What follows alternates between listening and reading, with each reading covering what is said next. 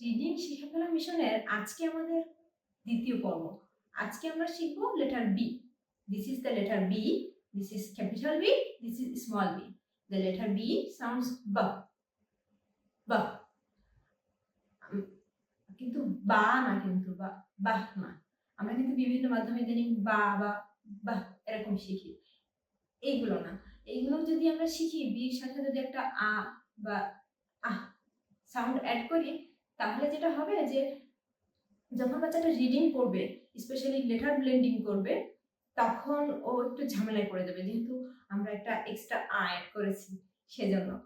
এরপরে যেটা করবেন, আপনি ওকে রিপিট করতে বলবেন রেগুলারলি, যেভাবে ব সাউন্ডটা। তারপর ওয়ার্ড শেখাবেন জাস্ট এর মতোই, বি দিয়ে স্টার্ট হয় এমন ওয়ার্ডগুলো: ব বয়, ব বেড, ব ব্যাগ, ব ব্যাট, ব বক্স, ব বেবি, ব ব্যানানা, ব বাস্কেট। এমন আরো অনেক কিছু আছে। আপনি ইচ্ছা করলে নিজেও সার্চ করে দেখে নিতে পারেন গুগলে, যে কি কি ওয়ার্ড শেখানো যায়, ডিফারেন্ট কিছু ওয়ার্ড শেখাতে পারেন, এটা আপনার ইচ্ছা।